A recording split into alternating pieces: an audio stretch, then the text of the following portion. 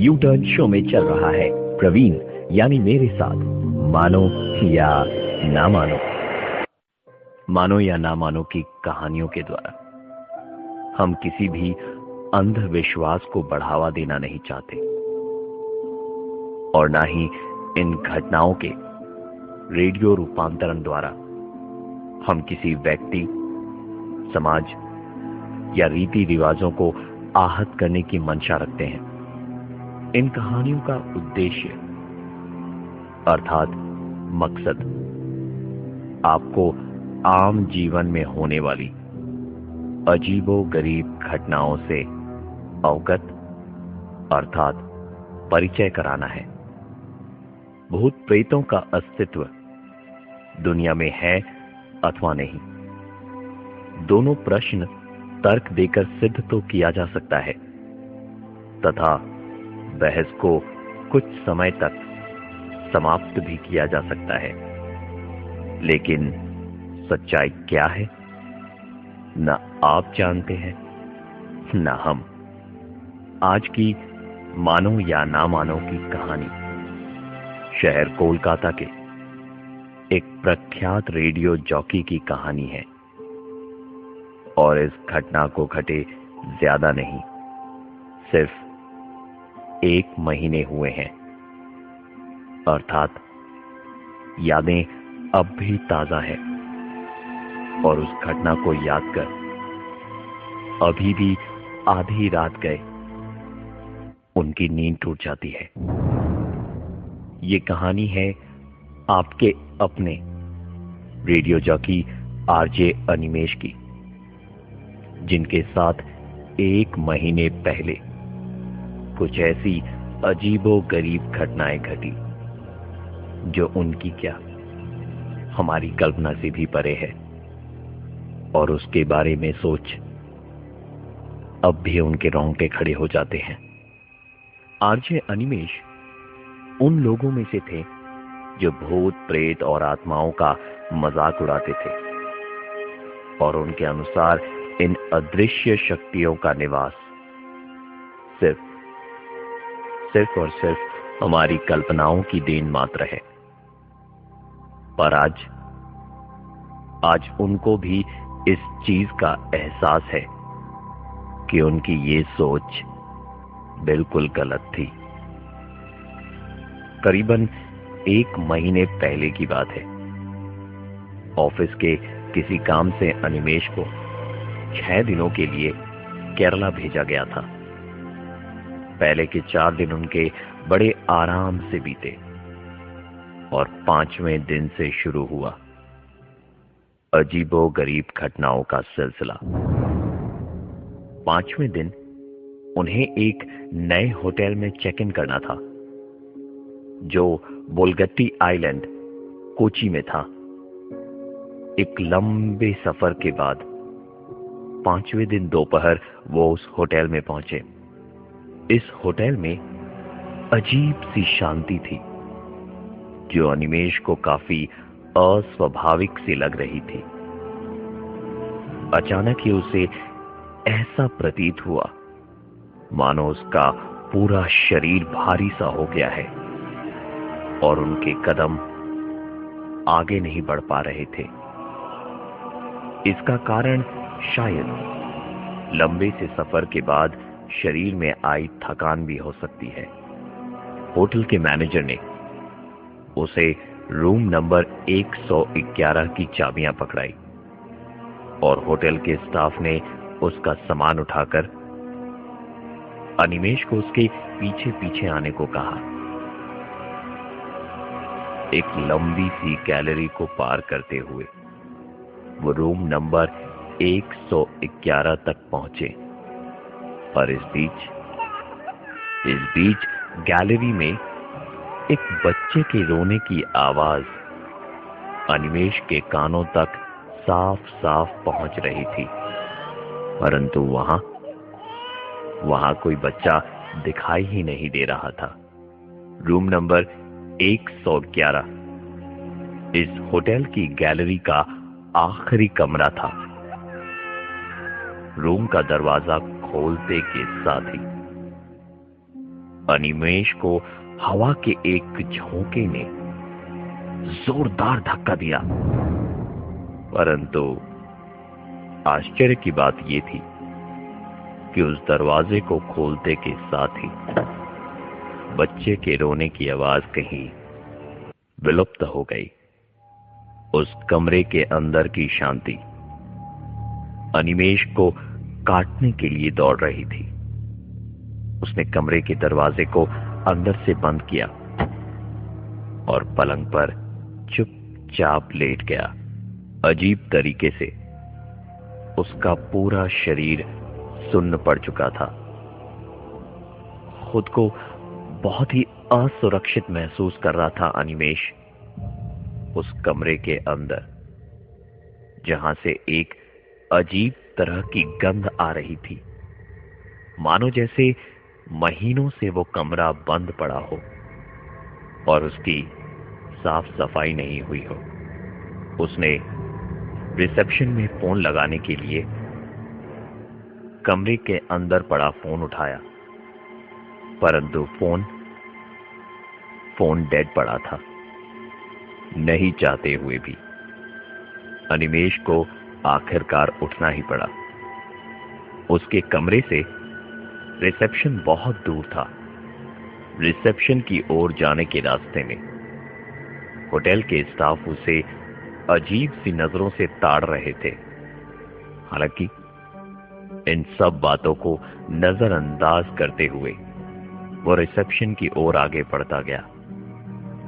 वहां पहुंचकर उसने मैनेजर से कमरे के बारे में शिकायत दर्ज करी और उसका कमरा बदलने के लिए अनुग्रह भी किया। मैनेजर ने कहा, सर, इस वक्त और कोई कमरा खाली नहीं है, बस आज रात की बात है।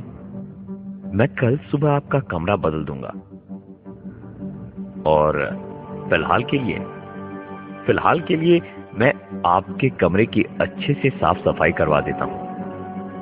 करीबन 1 घंटे के लिए अनिमेश रिसेप्शन के सोफे पर ही लेट गया।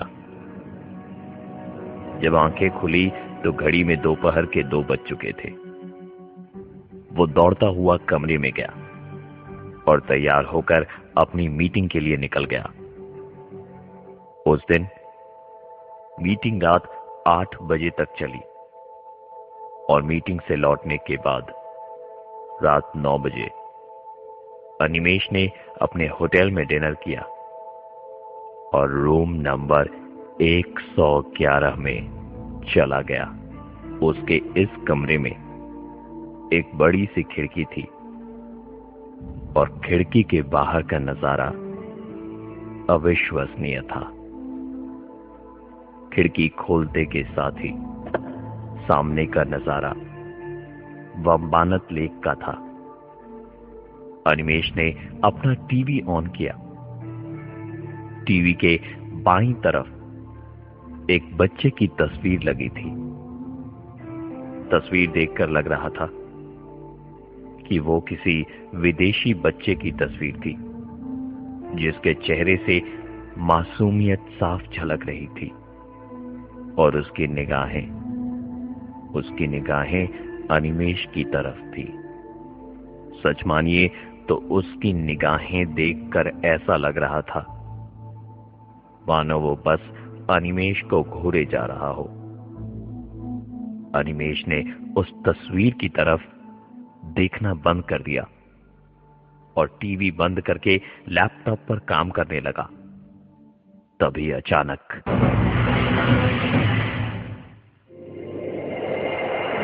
कहानी का अगला भाग ब्रेक के उस पार सुनते रहिए मेरे यानी प्रवीण के साथ यू टर्न शो में मानो या ना मानो 93.5 रेड एफएम।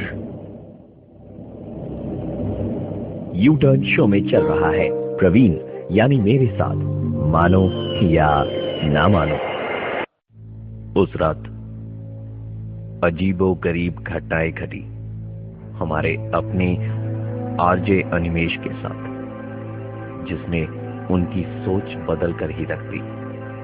बोलगती आइलैंड के उस कमरे नंबर 111 में घुसने से पहले ही कोई उन्हें चेतावनी दे रहा था। रूम में घुसने से पहले गैलरी में किसी बच्चे के रोने की आवाज, रूम का फोन डेड पड़ा होना और एक अजीब तरह की दुर्गंध से सराबोर था वो कमरा, मानो बहुत दिनों से वो बंद पड़ा हो।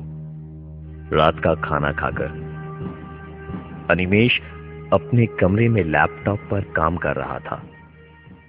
तभी अचानक उसे वही आवाज सुनाई दी जो आज दोपहर को उसने सुनी थी। रात करीबन 10 बजे एक बच्चे के रोने की आवाज आ रही थी। टीवी पर नजर दौड़ाई तो टीवी तो बंद पड़ी थी। ठीक से सुनने पर ऐसा प्रतीत हो रहा था कि मानो वो आवाज खिड़की के बाहर से आ रही हो। अनिमेष ने उठकर खिड़की खोली और आश्चर्यजनक रूप से खिड़की खोलने के बाद वो आवाज अपने आप बंद हो गई। रात के समय खिड़की से वंबानत लेक का नजारा इतना सुंदर था कि वो पूर्ण रूप से उसे मंत्रमुग्ध कर रहा था। खिड़की के पास खड़े होकर अनिमेष कुदरत के इस नजारे को निहार ही रहा था कि उसके साथ एक बहुत बड़ा हादसा होते होते बच गया। जब वो खिड़की के पास खड़े होकर वंबानत लेक की ओर देख रहा था, तभी अचानक पीछे से किसी ने उसे धक्का सा दिया। ये धक्का बहुत जोर से नहीं था, इसलिए बस उसके कदम हल्के से लड़खड़ाए, परंतु मन में एक डर पैदा हो गया था, क्योंकि उस कमरे में उसके अलावा और कोई नहीं था। उसने तुरंत खिड़की बंद करी और टीवी ऑन करने के लिए जैसे ही रिमोट उठाया, उसकी नजर टीवी के बाईं ओर दीवार पर लगी उस विदेशी बच्चे की तस्वीर की तरफ गई।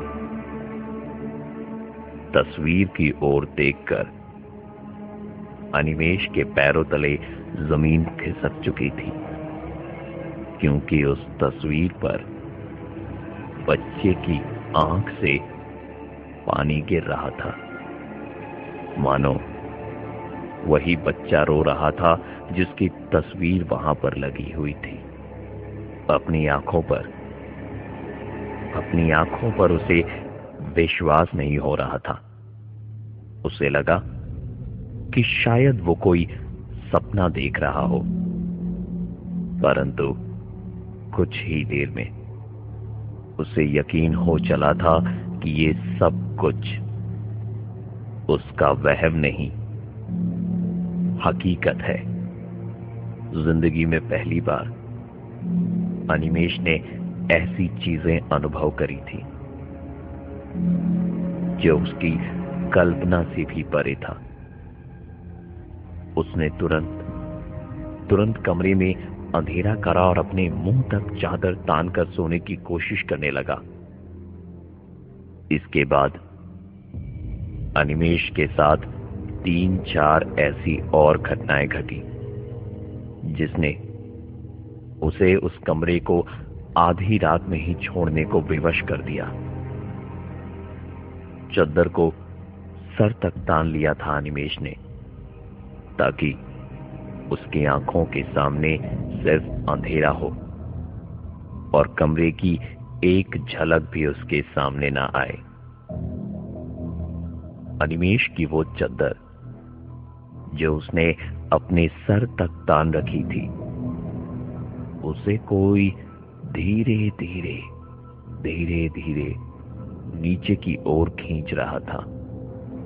कोई तो था जो बंद कमरे में उसे अपनी उपस्थिति का एहसास दिला रहा था। बार बार धड़कनें काफी तेज हो गई थी अनिमेश की। तभी अचानक चद्दर के अंदर से वो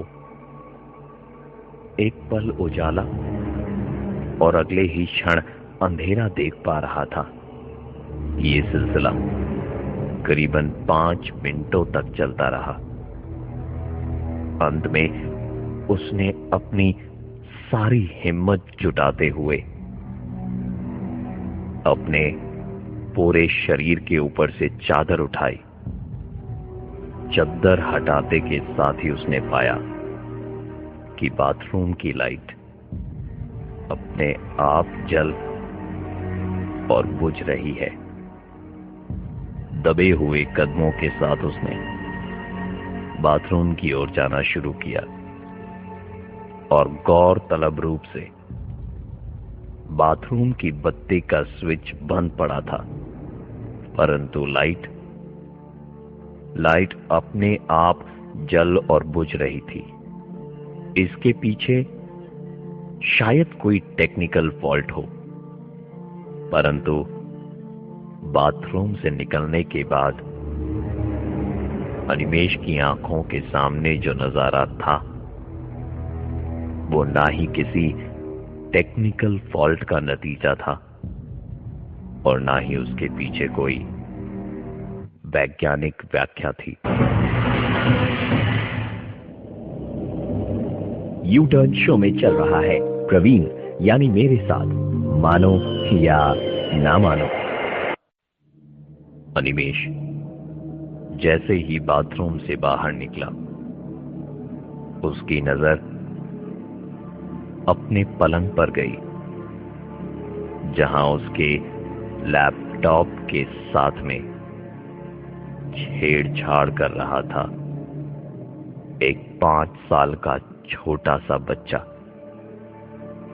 इस बच्चे की शक्ल उस तस्वीर वाले बच्चे की शक्ल से हूबहू मिल रही थी। अनिमेश की सोचने और समझने की शक्ति छिन्न हो गई थी। वो बस उस बच्चे की तरफ स्तब्ध होकर देखे जा रहा था कि अचानक उस बच्चे ने अनिमेश की तरफ अपनी नजरें उठाई। आंखों के सामने उस अद्भुत नजारे को देख अनिमेश के गले से कोई आवाज नहीं निकल पा रही थी। उसने तुरंत अपना होश संभाला और अपने कमरे से बाहर की ओर भागा। वो दौड़ता हुआ रिसेप्शन की ओर जा रहा था कि उसे होटल का एक स्टाफ मिला जो इस वक्त सोने की तैयारी कर रहा था। उम्र के तकाजे से शायद ये उस होटल के सबसे पुराने कर्मचारियों में से एक थे। अनिमेश ने चिल्लाते हुए उनसे कहा कि मैंने मेरे कमरे में एक बच्चे को देखा है। अनिमेश के इतना कहते के साथ ही उस होटल स्टाफ की आंखें बड़ी बड़ी हो गई थी, मानो अकस्मात ही उसे कुछ याद आ गया। परंतु उसने सभी चीजों को नजरअंदाज करते हुए कहा, अगर आप ठीक समझो तो आप मेरे साथ आज की रात यहां गुजार सकते हैं। अनिमेश ने उनका हाथ पकड़ा और कहा, चाचा, कुछ तो है जो आप बताना नहीं चाहते। और फिर उसके बार बार अनुरोध करने से चाचा ने कमरा नंबर 111 का सबसे बड़ा राज बताया।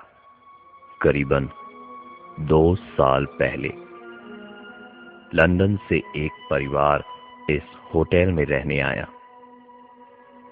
उन्होंने 1 महीने के लिए कमरा नंबर 111 बुक करके रखा था और कमरे को अपने घर की तरह सजा भी लिया था।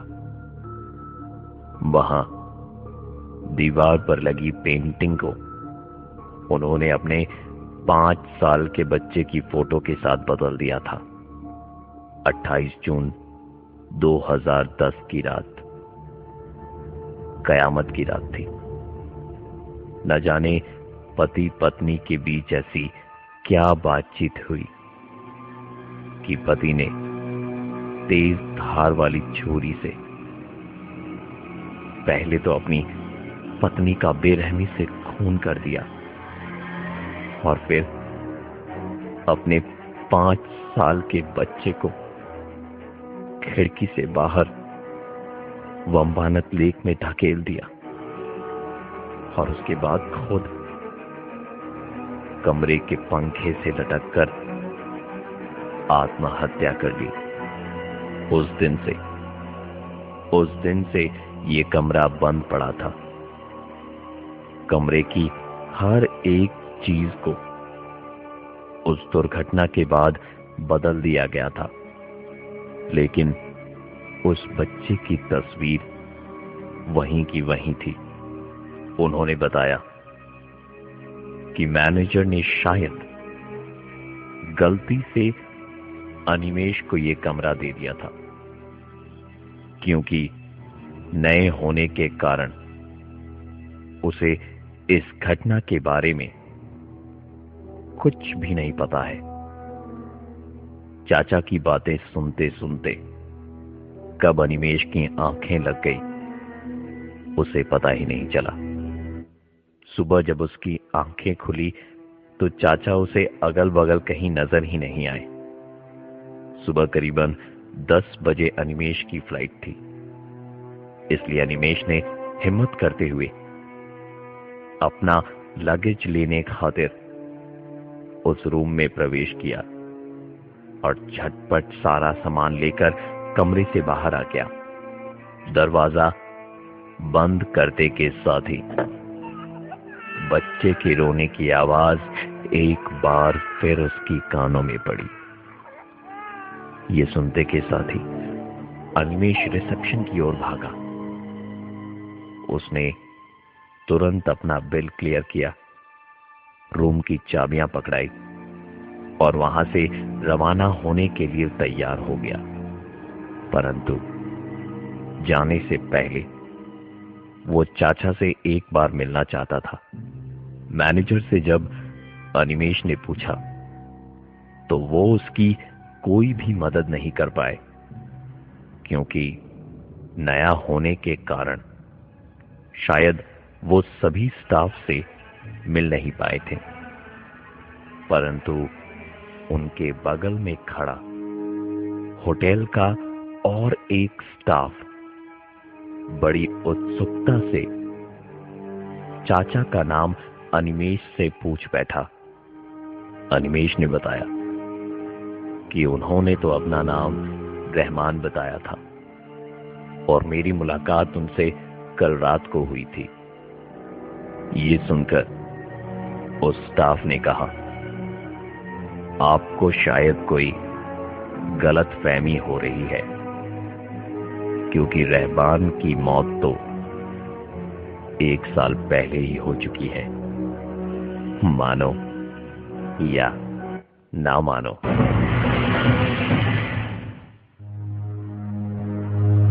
ऐसी ही सच्ची घटनाओं को लेकर सोमवार से बुधवार 8 से 9 मैं प्रवीण रहूंगा आपके साथ। और ऐसी अद्भुत और अविश्वसनीय घटनाएं हमारे जीवन में घटती हैं जो हम सबकी समझ से परे है और जिसका कोई साइंटिफिक रीजन भी नहीं। ऐसी घटनाएं आए दिन घटती है, मानो या ना मानो। আরো অডিও গল্প শুনতে ভিজিট করুন wapsip.com wapsip.com